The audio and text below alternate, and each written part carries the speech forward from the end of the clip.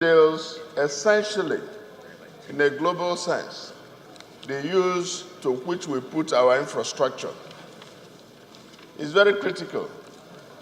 And I believe strongly that Honorable Daniel has essentially touched and genuinely done so on the core and the responsibility of the state and its agencies to be responsive and responsible in handling our infrastructure. Sometimes we think that building a project is an end in itself. The maintenance of it is not thought of. The future use of it, when a particular situation that has given rise to its construction, elapses, we forget that it is important to also renew its use or subject its use for another purpose. What this touches essentially is that there is a total dysfunction with regard to our port facilities. If you check most of the inland ports as are today, they are not in use. Like he mentioned, the eastern ports, the collateral consequence of most of the ports in Port Harcourt, in Warri, the collateral consequence of their not being in use is the job losses we experience.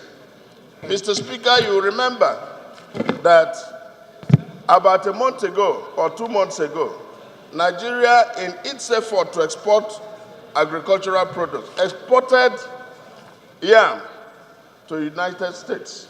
What happened? By the time it got there, it was rotten. And that is because you go to Lagos, at the end of the day, you spend like Hassan said, in 10 miles, you spend about 10 days trying to access the ports. By the time you go, the heat that is generated would have damaged the yam irreparably. And when you look at it properly, the 2,000 jobs he talked about, you've not talked about the losses that is consequential for people in northeastern Nigeria that export products through the eastern ports. The easy access that you would have had through those ports. So, whereas I support this motion, it is also critical for the committee to subject to scrutiny. What is it that is responsible that we could have about 10 ports in eastern Nigeria and none of them is in use? When I was growing up, I know people used to import cars. They used to import a lot of facilities. The Warri refinery, the Port Harcourt refinery, if you are importing any raw material or any technical equipment, it's through that port. But now, we know, based on our policies, fiscal policy changes of government, that we are not optimizing the use of our ports in even Lagos. And that is what has led to some kind of inactivity in the lighter terminal.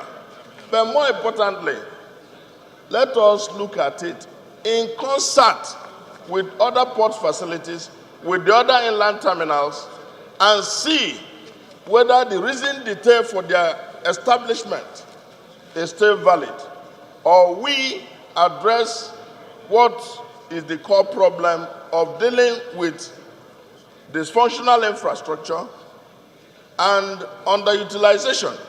If it's security, we deal with it. And this leads me to the general malaise in the type of infrastructure we see in eastern flank of this country. From Maiduguri down to Calabar to Port Harcourt, no rail system. From Maiduguri down to eastern flank of this country, you don't have any serious network of roads. And now you talk about the ports there.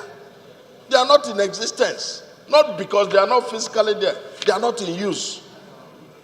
So I believe strongly that because when you look at what is the reason for us to have problems in eastern and northeast, in southeast, in south, militancy, IPOB, Boko Haram, It is inactivity, economic lack of activity in these areas.